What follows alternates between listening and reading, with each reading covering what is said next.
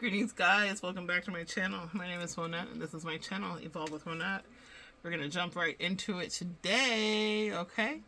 I'm hoping a thumbnail happens this way. All right, guys. We are going to read a bit of an excerpt. I was guided tonight. What they want you to know is you're working with the energy of the Queen of Pentacles.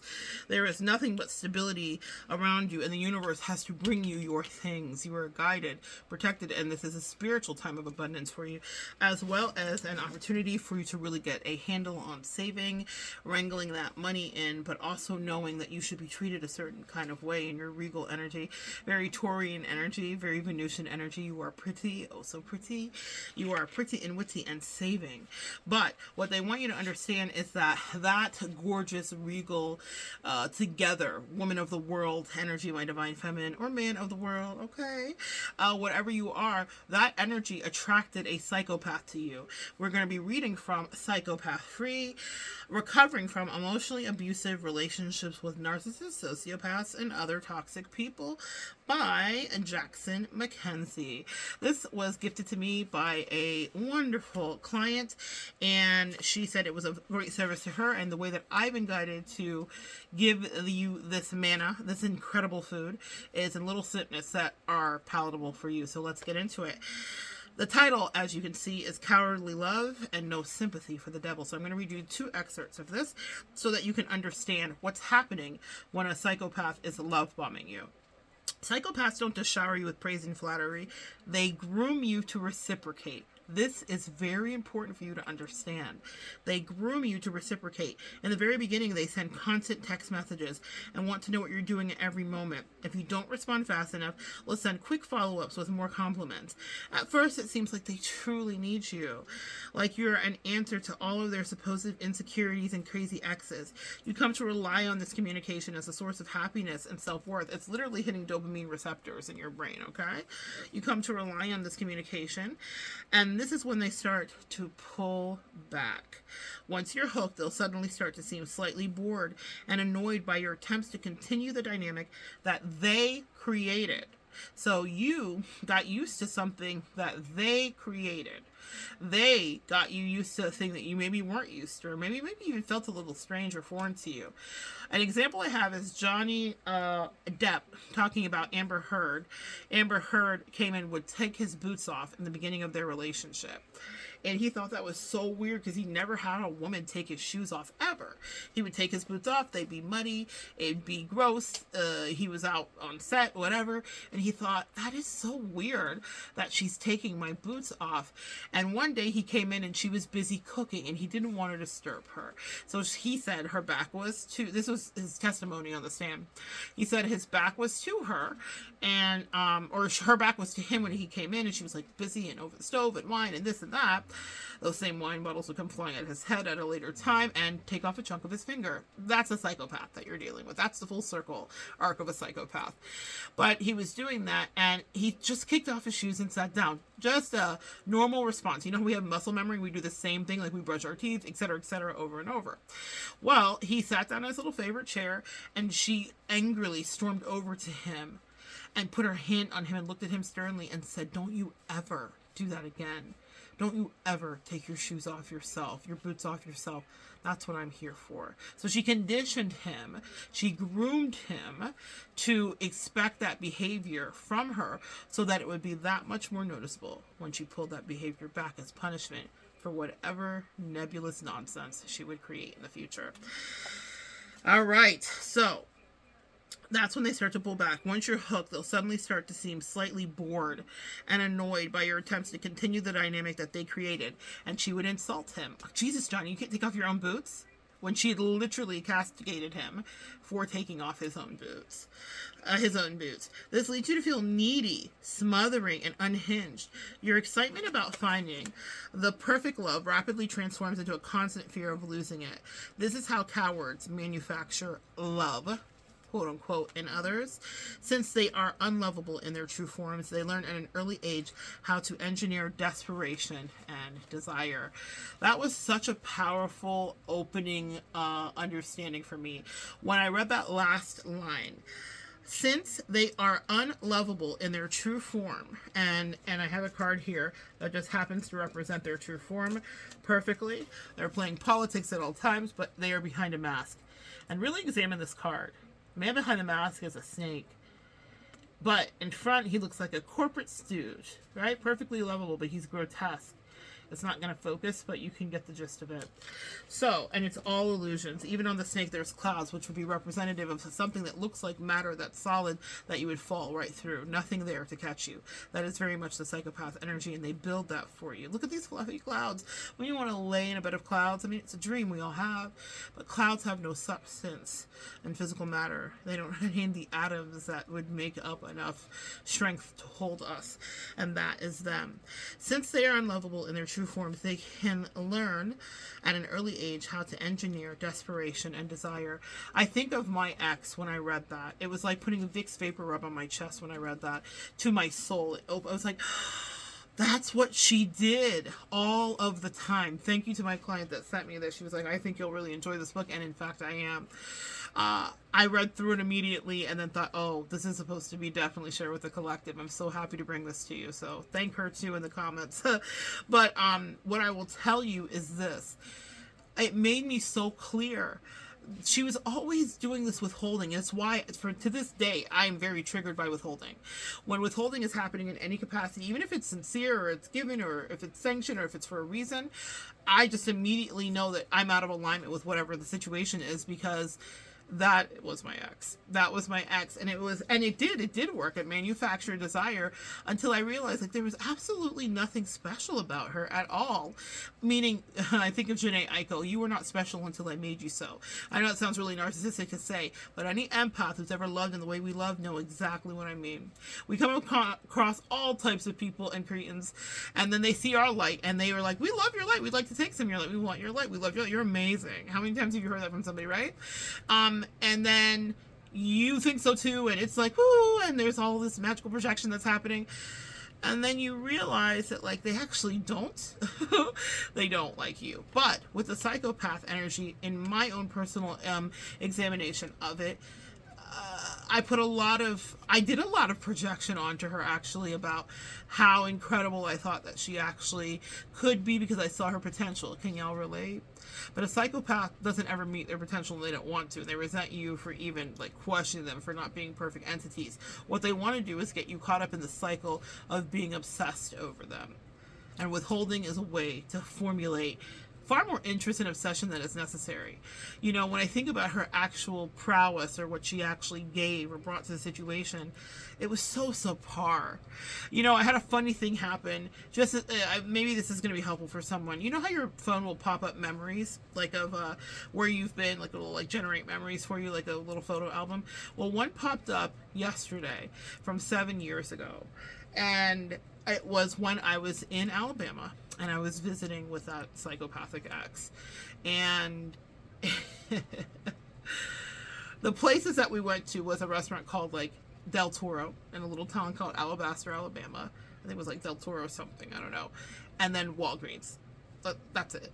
And Walgreens, because I think she was doing some kind of like allegedly illicit resales of her kids' like prescription drugs. She was wild. And so I thought about the life I was living, and I thought about sitting in her dank space, and I thought about how much she thought of herself, and she was literally this grotesque psychopathic energy under it all. And I thought about the life that I've manifested for myself when I walked away from a psychopath that wanted me to be stuck in an obsession over her. I thought about how she triangulated me with the fucking dregs of society. I thought about what power for a moment she had. And when I looked at the two places that we went, and I got a reel from this past year sent to me too. You know, it's the end of the year, so I guess my phone was just like, hey, look at the memories, right? So from 2 years ago when I was traveling with my bestie, and we had the most incredible adventure and beautiful family homey time. And then this past year, when with other soulmates, I just had the most incredible adventures, literally across the world several times, been back and forth across the ocean all year long, been in the air all year long, so much by the end of the year I was like, I am tired, I'm ready to sit down. I have never had more excitement in my life, and I was with someone who didn't want to not only not take me anywhere, but was like, this is my small life, and you should fit into it, and damn you for not fitting into it, and was doing so much gaslighting, and it was such a loser, y'all. Can I just say that? And maybe for you, you can look back and examine. I'm so past the limerence and the longing, all of that. Now I saw the reality. It's like my angels were like, look at what you were. Listen, I can't even make it up. The card that I just, right here is the King of Wands. My ex was Gaston. Your ex was Gaston. If you think of Gaston from Beauty and the Beast, Gaston is so incredibly full of himself that he doesn't even consider anyone else's feelings. He has sidekicks and stooges, and Bella's an object of his desire, but not a person to be explored and known, not a person to be cared for and understood. It's just an accessory, and to his life, because Gaston has main character syndrome for sure. Gaston is a narcissist. This is masculine energy. It's phallic. It's sexual. It's too sexual.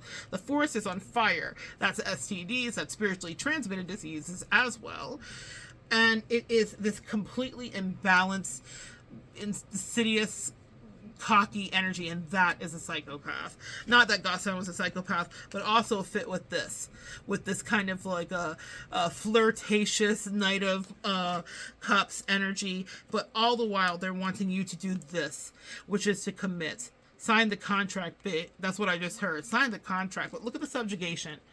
Look at the deception. The story has not yet begun when you're in love with a psychopath. With that crescent moon, it means that more is yet to be revealed. And they just want you subjugated to their hellacious real. But when I think about my life in the past and the fact that the highlight of that trip, that on my phone, search. And I haven't had a memory pop up from that long ago. So this was definitely angelically guided for such a time as this. And all I can see is that we went to the Mexican del Toro restaurant and then to Walgreens on multiple occasions because she was wild and hiding things and being ridiculous. Anyway, that's what you're dealing with a psychopath. And yet, this was a tactic that she used. Since they are unlovable in their true forms, they learn at an early age how to engineer desperation and desire. One of the things that the psychopath in my life did, and maybe compare it against the one in yours, she always pushed people away. Not just me, but everybody. In fact, I was around and helped close for my reasons because I served my purpose. But I watched how she treated her family, her co-workers. She was purposely go out of her way to be mean. Her favorite thing to do at the end of the night was to come home and talk about how she made so-and-so cry at work, desperate for her approval and energy. A real fucking psychopath. If ever there was. Like, absolute borderline true psychopath. I think Dr. Venkin would have a field day. But I was like, that's so weird because that's never a feeling I've had. Like, I care about friendship and connection and honesty. And she saw that as very weak and she let me know. I'm sure the psychopath in your life felt the same way. But they are not capable. So all she had was this, like, one trick. The one trick was, can I make you desperate enough to want to love me and make it seem like I'm the prize? I mean, they could teach a class on that because there is nothing underneath it. Zero substance. They offered nothing. Walgreens and Del Toro. I have literally crossed the world several times this time. And that's on my own. Like, that was my own agenda. I manifested in the right soulmates to do it with me, and I'm very grateful for that. But I was holding myself back, to say the least. Can you understand what I'm saying, guys? So think about your ex and, like, what magic spell they weave before your eyes. And if you really objectively look at it, and if your angels offer you empirical evidence, as they did for me today, and they said, "Bitch, you're the Queen of Pentacles. You've always been this way." And you were in that small town with that hating ass hater and their hating ass family and friends that were racist and weird and just all of that. And you were trying to fit in with a psychopath? Never, never. Never, never, never. Now they're thirsty. Aki, the Aki way. Forget the bed. We're not replenishing them. Anyway, no sympathy for the devil. Let's move on. No sympathy for the devil. Adorable. Charming, lovable. You'll often hear these adjectives used to describe a psychopath. It's all part of their plan. You were probably never attracted to arrogance, jerkiness, and overconfidence instead, which is completely, I just had Gaston, arrogance, overconfidence, and jerkiness. No one, yeah. Anyway. Instead, you were drawn to the innocent, sympathetic partner. The one who tells you you're making them happier than anyone else ever has. But then something shifts. Instead of being the person that makes them happy, you desperately need them to make you happy. There is a strange pattern amongst most survivors, going from giving them attention to needing their attention in the blink of an eye. How did this transition happen? How did you lose your self-esteem to someone who seemed to have none to begin with? Listen.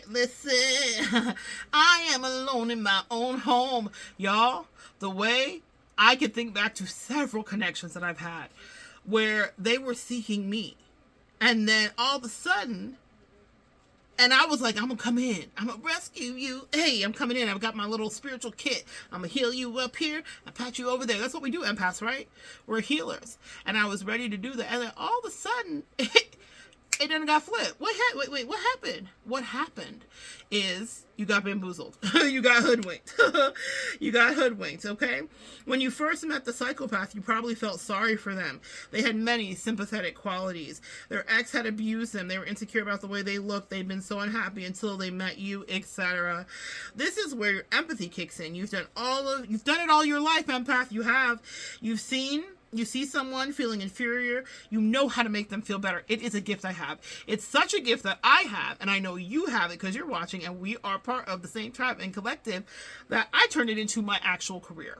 I was so good at giving someone an emotional hand up and figuring out the puzzles of their life that I was like, I think that I deserve to be compensated for this because I have turned myself into an expert with it. But here's the deal. What I love about the reciprocity of clients that come to me versus people that siphon off of me and or just want to use me, like these crazy people in Psychopaths do, is that they value, my clients, you guys value the energy. You know what I do. And you know that I care about you. You know that I'm invested. Sometimes too invested sometimes because I'm trying to fix things that sometimes you're not even ready to fix. I've definitely dealt with that just because I know what that's like to not be ready to fix things here. So same guys, I'm telling on myself, okay? We all have free will, so no one can foist healing upon you, but I definitely am so grateful when you allow me to guide you. But in any case, you are doing the same thing, whether you get paid for it or not, whether it is your actual career or not. You have been helping people all your life. Think about your most recent ex that was the most toxic for you, the one that you were like, oh my God, they were a whole narcissist, they were a psychopath, they were lying to me, lying in my face, they had a secret lives. Well, think about that person and think about how pitiful they were and how much they needed you and how much they used you and how much you were the worldly, healed, interesting, financially responsible Queen of Pentacles energy. And then all of a sudden they're talking shit to you and you're like, wait, what? I'm thinking of my ex and the fact that our magical dates were the Del Toro Mexican place that was run by a beautiful Chinese family, ironically, and Walgreens. That was the highlight of our dates. That was what we did. That's when we went out. That was us on the town. Okay? And she had the nerve to put me down. Girl, the energy. It's the energy for me. So when you first met them, you probably felt sorry for them. I think about my ex specifically. She was adopted and had a whole sob story about that. She's a psychopath. Anyway,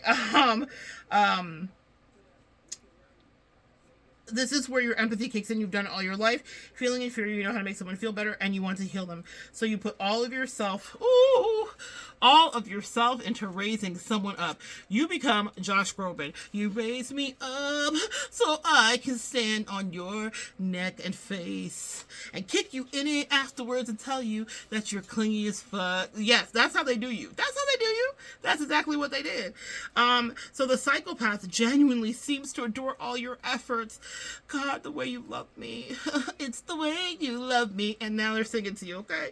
They compare you to their exes. They idealize. You guys hear the words that are starting to sound like the narcissistic cycle?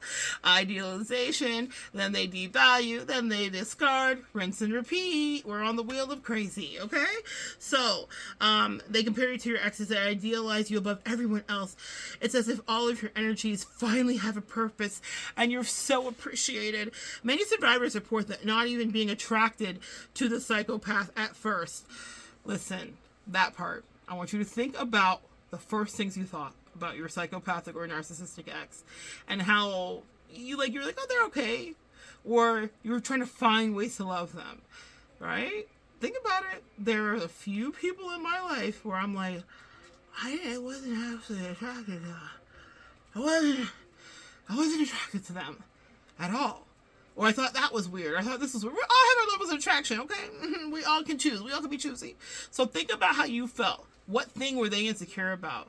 I know a client who specifically helped her husband with his smile, and her ex-husband with his smile. So he had some insecurities coming in, and they had the nerve to talk shit. You see what I'm saying? Like, that's what I'm talking about. I'm not saying it's all about physicality, but you may not have been really fully attracted to that person, okay? We're making excuses. Well, you were the total package, because you were, and I know that because Queen of Pentacles. Now, we all evolve and grow, so you may not have been the perfect total package when you met your ex, but you definitely had more going for you, and that's a fact, okay? As Nipsey said, and that's a fact, okay?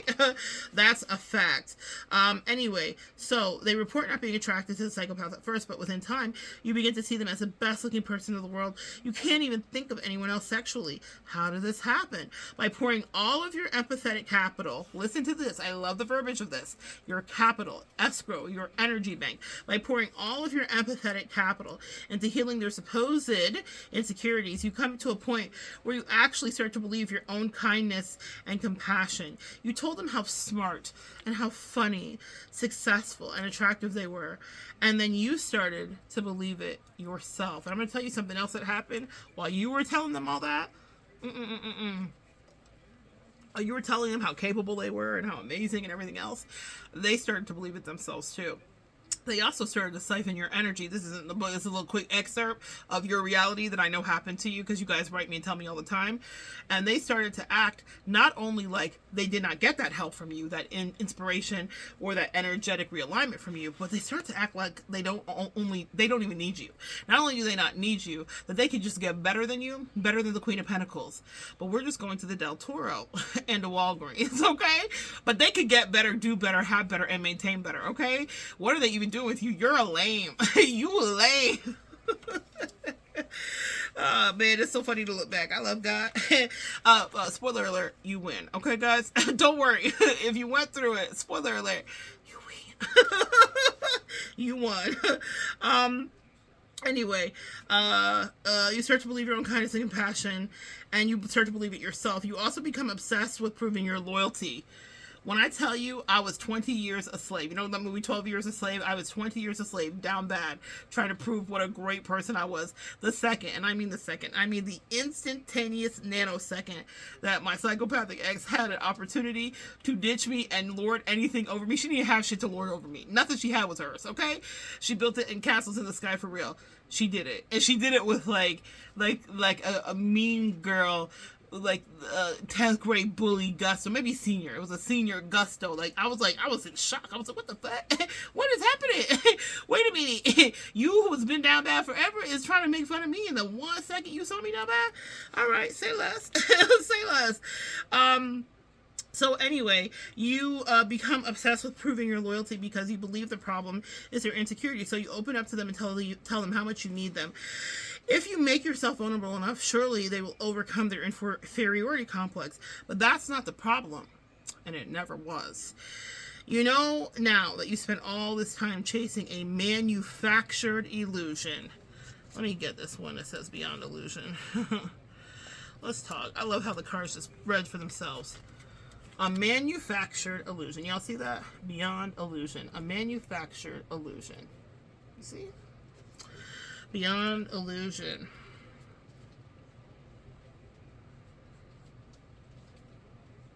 Okay, a manufactured illusion. You were under the impression that they thought that they were lucky to be with you. And they may have told you that. Think back to the ex that really tried you, that put you through. They were like, oh my God, I'm so glad you're here since you came in. I knew back then you were that special one, so deep in love. All that. They sing all the songs from the 90s to you. They're lucky to be with you. Lucky, lucky. Right? You probably didn't like that power dynamic, so you built your partner up in order to make them feel better. Oh yeah, oh girl, I'm just having so many moments of like revelation to the dumb shit that I have repeatedly done in connections. I build people up. I certainly try to. You build them up to make them feel better, and that's how they hooked you with the sympathy. If you perceive them as childlike, your natural instincts kick in, and you do everything you prove. You do everything you can to prove how much you care. This is likely the way you've dealt with people throughout your life. When others have no self-confidence, you try to build it for them. them, I have been a Build-A-Bear type of bitch, okay? Because it's what I'm really good at observing, like, how to, like, manufacture for you exactly what you need. Like, I see where the self-esteem is depleted, low, we'll refill that oil, do this here, da-da-da-da, voila, magic, right? That's a gift that I have very specifically to my human design, but it's a gift that we all have as empaths. We know how to go in and assess because we're intuitively paying attention to. And where does that come from? The survival instinct of learning how to survive when you're around people that may be treacherous or dangerous and you don't really know what's going on. So we know how to build people up, guys. I want you to really hear that. It's a gift that we have that people deserve. Now I do it for a living, and I am so grateful because I can tell when it's working with some clients. It doesn't work all the time, but I can tell when it is working and when someone actually wants to be built and they don't just want to siphon off of my energy. But we do that for free when we love someone. Don't love someone, because when we love someone, when we love, the way that we'll be like, build it and spackle and build it and more bricks and cement and lay it, okay? That's what we do with people. So now we're hooked and we built it for them. Like a psychopath, you can probably sense insecurities. The difference lies in how you act upon those insecurities. Psychopaths see them as a way to manipulate and control. Empathetic people, on the other hand, seek to cure insecurities and with love and compassion. That's why so many survivors find themselves surrounded with negative people after the breakup, because for a long time they probably gained their sense of self-worth by making miserable people happy.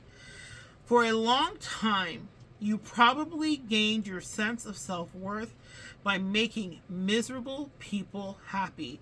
For a long time, you probably gained your sense of self-worth by making miserable people happy. Did you hear that? That's an echo. That's an epiphany. I did.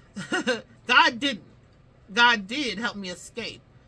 But forever, I was around the dregs of society, and I was running around like a chicken with my head cut off. And I'm not going to lie and tell you that I have not been triggered. When, even in my new life with people that I think for the most part are safe, if I sense ingratitude or if I feel like they're like, I mean, it was all right. Like, if that energy happens to me, I'm like, oh, I gotta go. I can't be here. I can't be involved.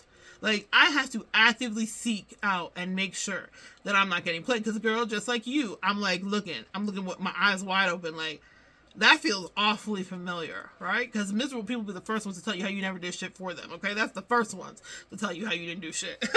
And also, here's the thing that I do. I take back my power across the board. It doesn't matter what relationship, whether it's my bestie, whether it's a soulmate, whether it's a friend, whether it's a client. I'm very quick to let them know exactly what shit I did in fact do, okay? Because I will not allow anybody, no matter how much I love them, whether they're dangerous or not, to gaslight me even a little bit. Does that make sense? Take your power back that way. It doesn't matter if they're insidious or toxic or a psychopath or not.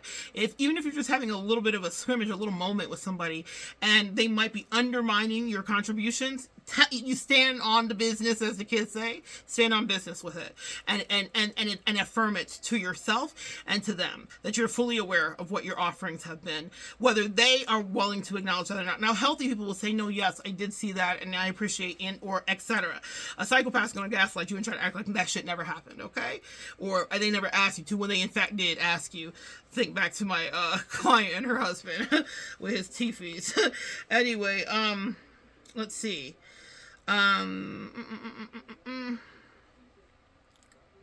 Miserable people happy. So, when the psychopath came along, you were willing to do whatever it took to build up their happiness. You constantly complimented their looks. You didn't mind paying for dates. You laughed at their jokes even when they weren't funny, and in return you were rewarded with overwhelming appreciation that gave your life meaning. Your self-worth was sky high because they were feeding it. I want to talk about that. Know what your love language is. 5 love languages: acts of service, gifts, quality time, physical touch, words of affirmation. My 2 primary are words of affirmation and gifting. That's how I love. I have learned so much about myself in the last couple of years. And this is why I say, even if you have been in relationships with these psychopaths, and then you get into other relationships with people that are not psychopaths, you will have to learn about your love style and what that works. It's very important for me that I can love someone the way that I like to love them. But it also is important for me to understand how they love and how they receive love, because all of our love languages don't align. You may be very lucky. My favorite content creator couple is a lesbian couple that I think they're based out of Sweden. And they're blonde short hair, Camilla and Julia, if you are seeing them, Julie or Julia, and they just had a baby and everything, so beautiful. In any case, I love, there's a video, and maybe I'll connect the short to the YouTube community page. It says, when your wife speaks all 5 of your love languages. And I watched that video and I just cried because I don't have a spouse that speaks my love language. My soulmates don't necessarily speak my love language. We are learning each other's and all of that stuff. My bestie's the closest to my love language, and that's probably why I really cherish that relationship. She is very words of affirmation. She is very gifts. So she's definitely gifts. We're always fighting about gifts and Venmos and payback. So she's the closest, and that's probably why I resonate so easily with her, because but even her, because she's not a tchotchke person, I'm just going to tell you guys why I'm saying all of this. I've had to learn how to love her in a way, but still, that's our 2 love languages. The reason I'm saying this about this is the paying for dates. That's something that like really stood out for me. I don't want you guys to change exactly how you love just because you've been with crazy people that didn't appreciate it. Or even if they weren't crazy and they don't appreciate it.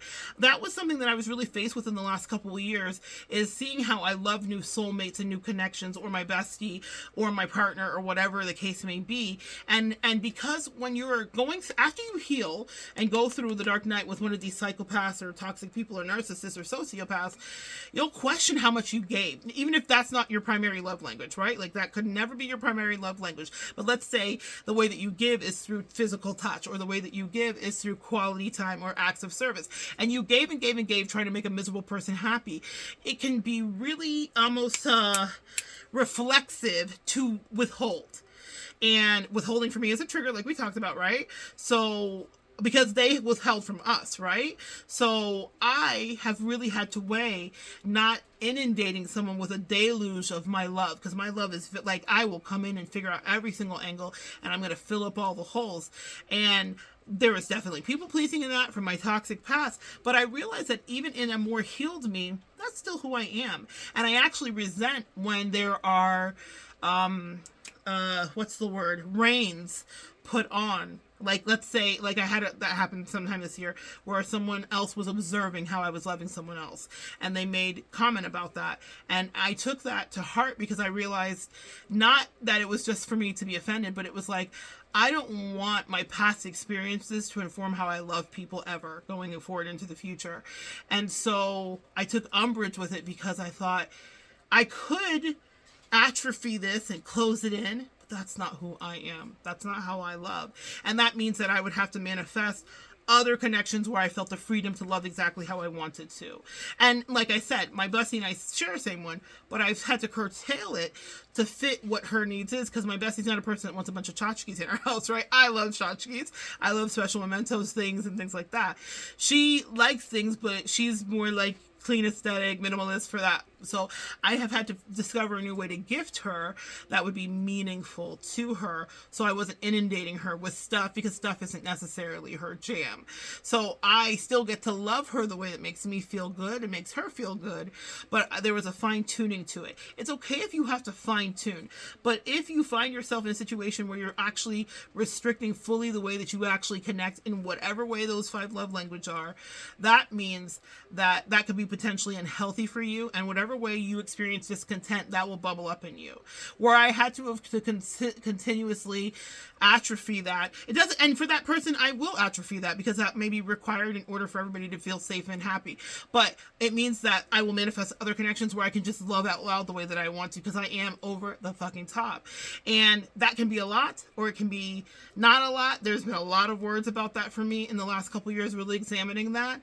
And then also being worried about taking advantage of. The reason I say that is because when you love somebody in whatever way, and you feel like maybe one of these people from your past that were really toxic took advantage of it, you'll feel like it's a disability. And I want to tell you that it's not. And my angels made me work through that this year just to bring this message to you today, so that you can hear that loving someone in the way that makes you feel good is important. Loving them in the way that they can receive that is more important, though, because it's all about reciprocity, right? But I do not want you to change your sweet, beautiful, empathetic nature, because that means that the narcissist or the sociopath one, or the miserable people, the people that wish like not to see you love in the way that you love because it makes them uncomfortable, because that's not how they love or how they receive it. So watch that, guys. It doesn't mean you're supposed to change yourself completely. It also means you're not supposed to be used, right? Some people can perceive it as weak if you're overgiving a thing, but if overgiving a thing is how you love, and you're not doing it to engender liking or trying to change someone from being miserable. That wasn't the case in the way that I was loving this year. I wasn't trying to change a person from being a miserable person into a nicer person. That person was actually a nice person. This wasn't the same thing. And that's why I'm saying you have to apply common sense to it. So I knew that I wasn't loving them out of some people-pleasing agenda. I was loving them because that's how the fuck I love. Does that make sense? Now, other people around may not have liked that, but that is how I love. And I knew that the dynamic between that person and I wasn't about me trying to engender anything or purchase anything or have them love me differently and change them from the misery. They weren't miserable. That wasn't their case. They weren't one of the things on this list. That wasn't the case. But it made me really take a look at it and say, oh, this is so funny how we'll be triggered when we're in new connections to be very tight with our energy and be offended. And I heard it, and I always didn't take criticism, but what I realized is that, oh no, nothing needs to change about me. That is that person's problem, really. And I know the dynamic between me and that person, and all I was doing was giving exactly how I always give. In fact, it was a testament to me, whether the observer or the person in the receiving end even understood, and they may never understand, that it was a testament to me that the narcissist didn't win, that the psychopath in my life didn't win, that they didn't break me, that they didn't change me from being the giving, generous, energetic person. And I mean generous across the board. Meaning, I'm not talking about just financial. I mean, I'm emotionally generous. I will give of myself to you, but not anymore so that you're not miserable. Yeah? I'm giving of myself to you because I love you and I want to share energy. And that person wasn't miserable. So that was my point, and that was my real litmus test. I was like, oh, this isn't the same reason that I did it before. I did it because I was happy. I did it because I was invested. I was interested. Does that make sense? So I don't want you to let them break you and change you into like, I'll never give anything. I'm going to hold on to all my goodies. I'm going to withhold. Withholding is a fucking trigger, and it's not what we're here to do. If you're an empath, you're here to love. The end. It doesn't mean you're here to get used, trampled on, or walked on like a doormat, but you are here to love. You are an earth angel that was dispatched in to share love and to share insights and to share understanding about spiritual notions that other people just don't get, because you have a special gift with your intuition. It's incredibly fine-tuned and sensitive. And so the narcissist and the sociopath hates that about you, and so they do want to crush that. They want you to not give. And so it was a real challenge to me. It was a real delicate little dance I had to do in that moment, because I thought that observation of how I am treating this person that I do love and care about is the person who's observing this issue. It's not mine. It is not my issue. I will internalize it to make amendments and changes if it's overwhelming, like for my bestie. No more tchotchkes, too many tchotchkes. She never said that to me. I just know her well enough to know, right? She is grateful of everything I send and give. But I love her, so I want her to feel like I am fine-tuning the way that I love her. That's our magic, right? Don't let the narcissist break that out of you. That's the message, okay? So, let's see here.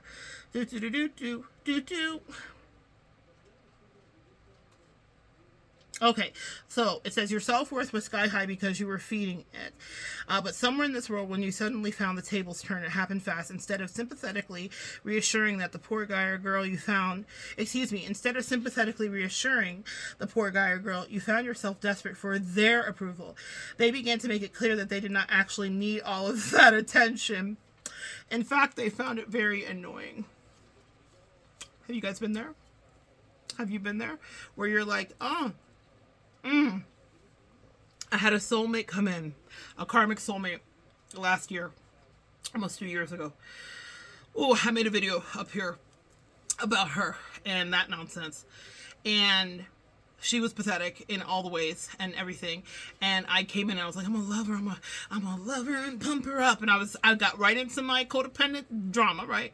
Not even realizing it. I was being tested. My angel was like, how long are you gonna go in this before you realize what you're doing?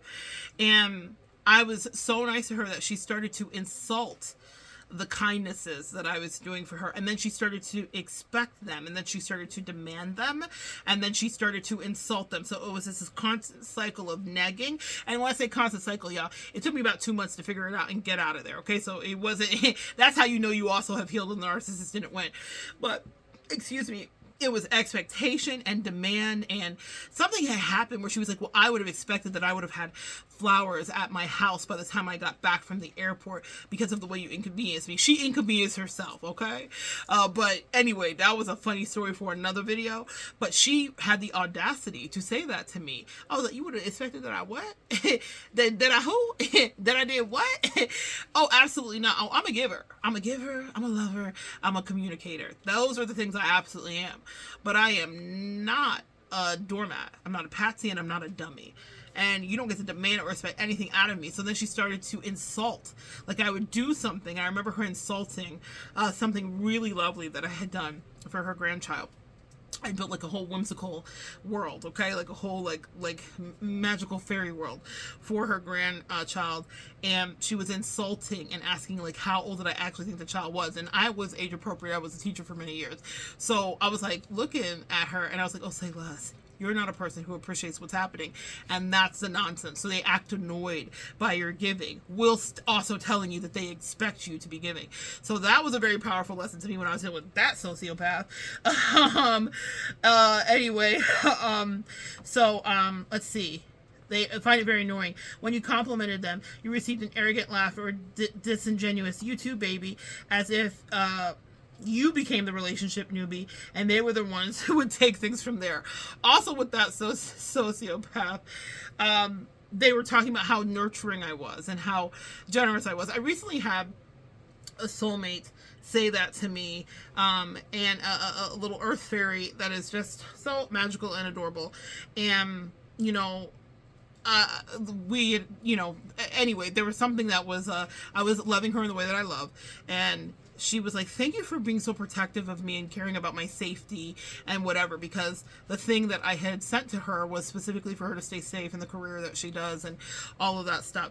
And so she thanked me for being nurturing, and it was such a like opening heart chakra moment for me, because that's what it looks like when you're with your tribe that actually appreciates you, when you're with friends that really care about you and value the way that you do it, versus me being, you know, chastised by the sociopath for being nurturing. Oh, you're mothering and smothering and wait, what? No. This is exactly what you asked for, needed, and wanted, right? But out of a healthy, balanced person who's not crazy, shout out to you.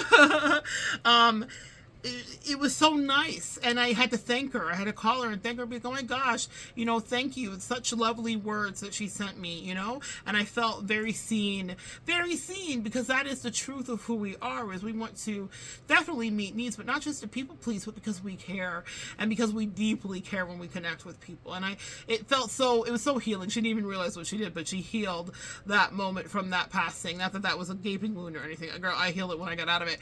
But that's the difference. Someone who is unhealthy will use that against you. Someone who is healthy saw it for exactly what it was. She was like, I feel protected. I feel loved by you, and I feel protected by you. And when I love someone, that's exactly what I show up to do. So anyway, they will say they will take it from there. Additionally, they made sure that you knew that they were getting attention from other sources. Your unique ability to make them happy wasn't so unique after all. Triangulation. This triangulation was pure torture, is what the book says. They used a silent treatment to punish you and to deride your once needed sympathies. You begin to feel stupid, unattractive, needy, and useless. Your solution was to continue sacrificing yourself to make room for their feelings. You suppressed complaints about their lying or triangulating because they made it very clear that this kind of talk was unacceptable. I'm going to tell you guys something. I don't care who you're dealing with, how healed they are or who they aren't. If you're noticing something happen and it's a pattern of past behavior for you, I don't give a damn how annoying you think it is for that person to hear. You need to speak up on it, because what you are doing is record keeping, just in case it is happening and just in case it isn't happening. The lesson is, either way, you are no longer the person that's going to suppress your throat chakra and not speak up when you notice bullshit is abounding. The person may not mean to put you in bullshit. Let's say you're dealing with a person that's more healed and not as intentional and not a fucking psychopath or sociopath. and they're not meaning to do it, but they end up triangulating you, or they're about to, or whatever. There's an audible connection there. What I'm saying to you here is facts on facts on facts. Speak to it. And be like, I'm not trying to be in this situation for this reason. How come this keeps happening? Or what's going on? Do you realize this happened? They may be truly innocent. They truly may be. They may be unaware, because we all live in these patterns that we've done. And we may not realize what we're doing. And I will tell you, whenever you have a soulmate assignment, or an assignment with like a partner, whether they're karmic or otherwise, you both get to say, yes, I want to take this assignment. You both can be distracted in the assignment. You both can sign the universal waiver. You can also have free will and choose to deny it completely. You can sabotage it. There's a lot of ways that you can choose to not partake. But triangulation inadvertently or purposely is something that you don't have to take. See, you get to vote with your feet and with your mouth. And I don't care how much you care about the other person. If they're doing it, speak to it. Because they may not realize their pattern. An empath, that's another reason we're in people's lives, is to point out patterning that they may not notice. Every relationship that you're in is an opportunity to have a mirror reflected back to you about who you are and how you love. You know, in some of the soulmate connections that I've had, even if it went off the rails completely toxically, I still sifted through the manure that was left and picked out constructive criticism as to how I could improve. Everything wasn't necessarily just fully gaslit. So if they noticed something or observed something, even if I was uncomfortable with it, I said, what is the truth here? And how can I improve myself? Because that's what relationships are, after all, is an opportunity to improve yourself. You don't have to intake every single thing they say, and single thing they say is not always true about you. It could be projections. It could be their past experiences. It could be their idea of how relationships always go. So you will have to sift through all that and discern it. But if there is information in there constructively for you to know, take it and learn from it and evolve from it. And that way you get to take your power back. And even in a non-toxic situation or a toxic situation, I've had both over the last couple of years with people. And so I was able to be like, okay, you said this to me. I felt a way about it. Let's examine where there is truth in it and what that means actually. That's my way, you know, guys, you know, that's the professor in me. Can't say the word, but it is in me. So I will examine that. And that is what you have an opportunity to do, to take your power back from them. So if you are being triangulated, even if it's not, you know, on purpose, speak to it. You know, this year has been a big year for relationship examinations. And even with my bestie, when we've had to examine things in our relationship, she has used her throat and said to me, here's how I'm feeling right now. Like, this is what's going on for me. I have used my throat chakra and expressed her, here's what I'm feeling and what's going on with me. Every relationship isn't always kumbaya. But what I'm committed to with anybody I love, and what you are committed to, empath, with anybody that you love, is to work through it and to talk through it and to get through it.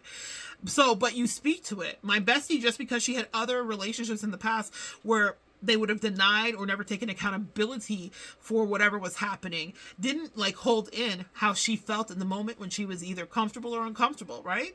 Nor did I hold in when I felt in the moment my discomfort or whatever the case may be. We both articulated it to each other so that we could actually deal with it.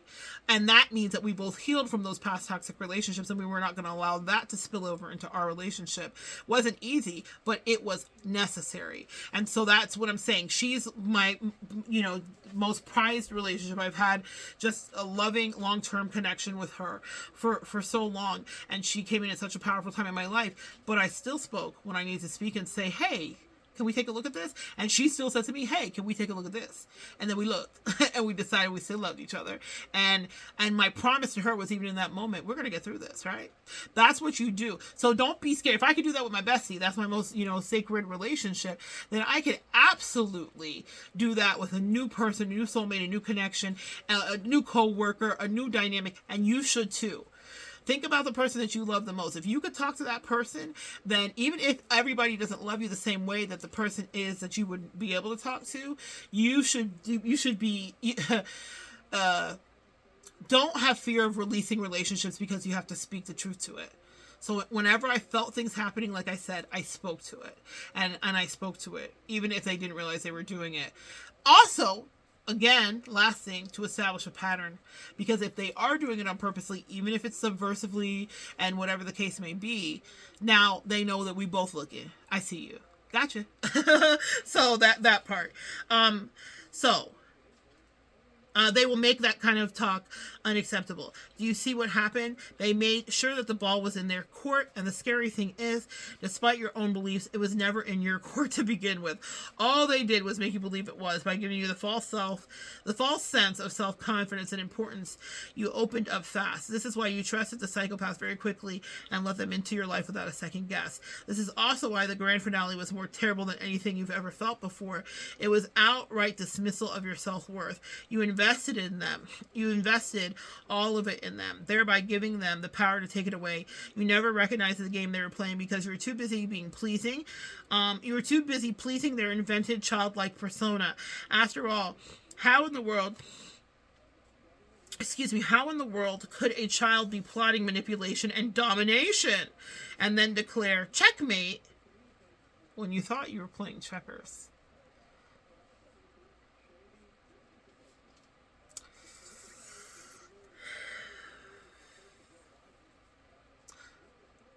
Stay woke, folks. Stay the fuck woke, okay? It's scary hours out there. The hard part is that you weren't just addicted to the flattery and the attention they gave you. You're actually more addicted to their appreciation of all you gave them.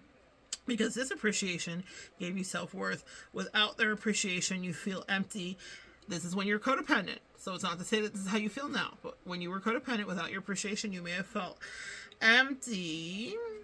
And that's why the recovery... And that's why the recovery from psychopathic breakup takes so long. You're not just getting over a romantic encounter, you're rebuilding your self-worth from scratch. That's why you also became so sensitive to the reactions of future partners. And that's what I was telling you guys about. As I have moved through this year with new soulmate connections in the past year, it did make me like lightning quick. Like shit's going down. I'm like, what the fuck is that? What's this? What's that? I'm noticing everything from body language reads to everything. And it doesn't mean that I was wrong, but it meant that I had to also sometimes reel it in and be like, okay, is this person trying to hurt me? They trying to get me? Are they dealing with their own insecurities? I had to add nuance to it because all I knew was like, oh no, they're trying to get me. They trying to get me. And also sometimes they were trying to get me. Like the psychopath that I was telling you about that I was connecting with for a couple months, that soulmate connection that was like super bombastic and love bombed me. It was all that stuff, right? So sometimes they were trying to get me. They literally were trying to get me. And then she actually did try to get me in a really like actual litigious way. Okay, so my instincts with her weren't wrong. And so I'm like, pay attention to your intuition. You could be looking in the face of someone that you adore and they could absolutely not see it for you. And because we love the way we love, that intuition's all you have, because when your heart's involved and you're in limerence and your head's involved, and if you're sexual with the person, your sex is involved, you are not seeing it. Your intuition is what's going to be feral and primal and be like, whoa, danger, Will Robbins, okay? So we can overreact though too. But it means, hold on one second, checkers. Sensitive to the reactions of future partners. Until you go through the recovery process, you'll be bouncing around trying to find a replacement for the approval that you just lost, something to give your life meaning again. But there is good news here. And this is why I'm also so grateful for my bestie shout out real quick. My bestie was dispatched into me, and I just wish I could wish this for every one of you. My bestie was dispatched into me after I got out of the relationship with the psychopath, crazy person that I was dealing with. And she came in beforehand, and my angels were so wise with the way they did it, because before I left that connection, she was already there for years and had earned my trust. So I didn't have to second guess her motives or her behavior. There was maybe 1 or 2 times where I felt super skittish with her as I transitioned out of that relationship. And I told her, I was like, I'm not emotionally available. I don't know what you want.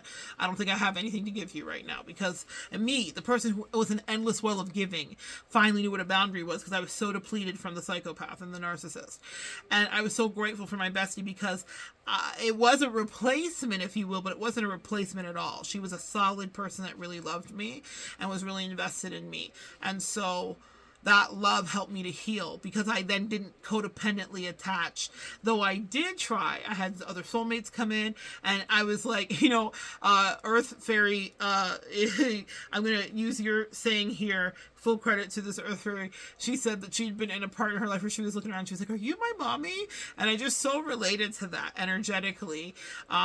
When you get out of a relationship, I see it happen with my clients all the time. I've experienced it, where you're trying to like latch to the next person energetically, energetically, and you're like, are you my person? So I definitely like shot my energetic soulmate shots and stuff like that, and people were like, no, see, it's not, I'm not your mommy, I'm not the fixer for this. So thank God for my bestie, who actually was not a mommy at all, but definitely maternal in a way, and loving and kind.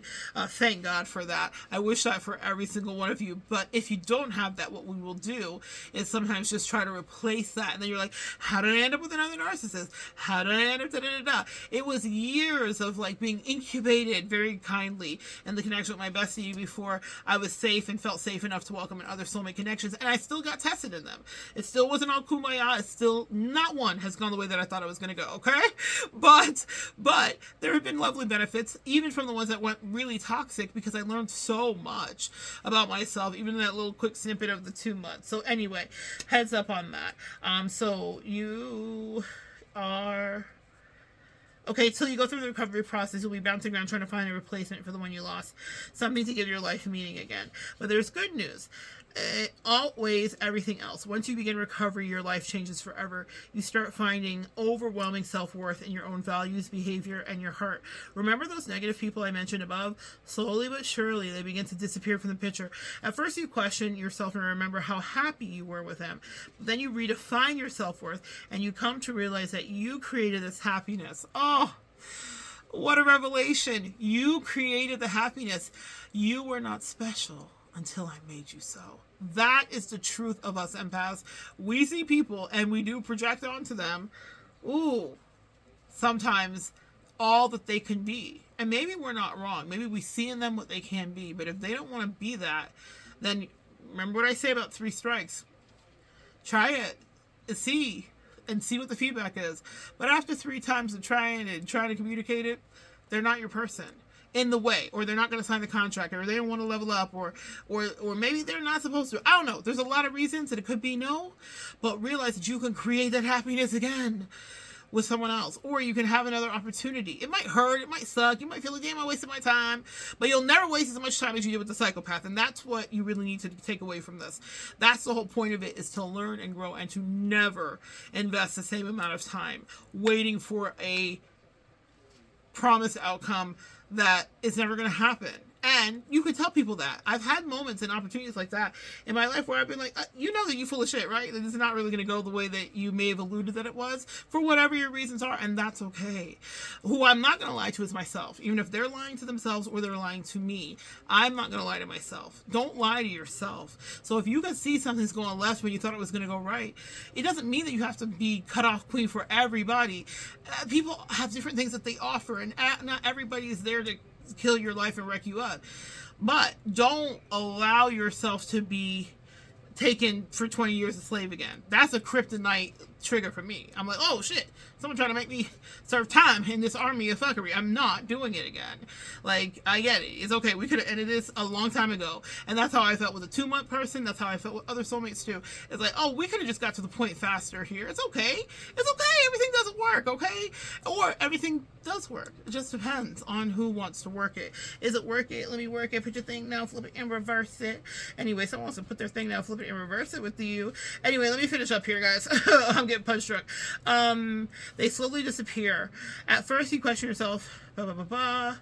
Picture. You created the happiness. And similar to your relationship with the psychopath, you thought these people needed your happiness. Well, this isn't your responsibility anymore. You have better things coming your way and in store. Like the 4 of Wands and the King of Cups and the Ace of Cups. You have real love coming in, real tribesmen, even if it's not a lover, even if it's not sexual, even if it's not whatever, you have people that are going to love you and value you. And we all have free will. No one owes you a gosh darn thing. Guys, consent, and everything. Have we learned nothing from Diddy and all these crazy people, okay? Always ask, always shoot your shot.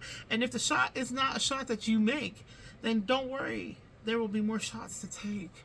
And eventually the shot will be made, because that's the promise for you. Once you're psychopath free, you have real relationships that will download and escrow for you. I want you to think about that like for every one that doesn't work, there's 2 more waiting to drop in.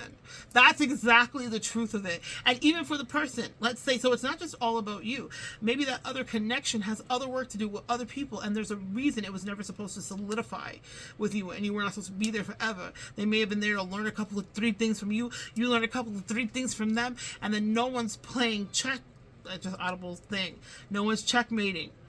So you're not leaving bitter or frustrated or in some dystopian state.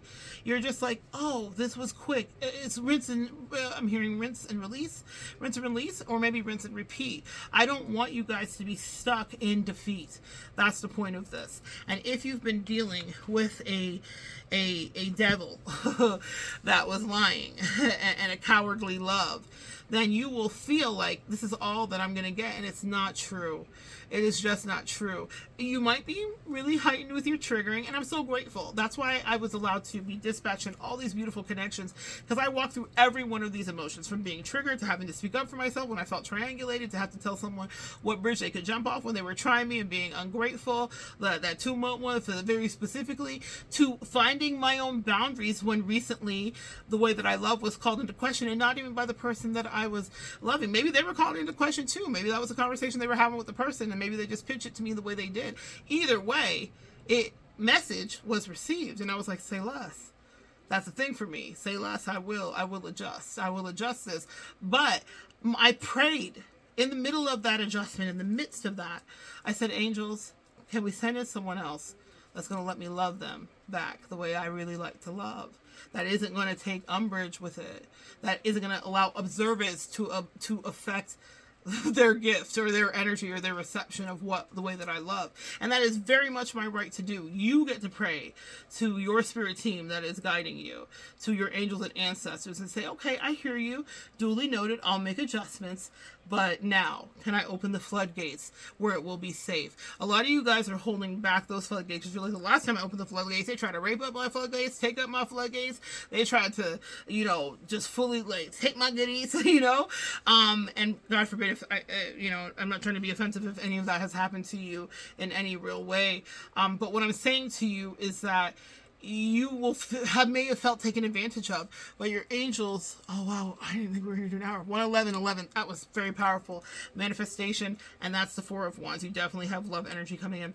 You may have given away a lot of your energy and then felt like, I never want to do this again. And it's so easy when you, if there's any criticism that comes your way, or if you feel triggered by an experience you're in, to be like, batten down the hatches, shut it down, lock it off, turn off the faucet.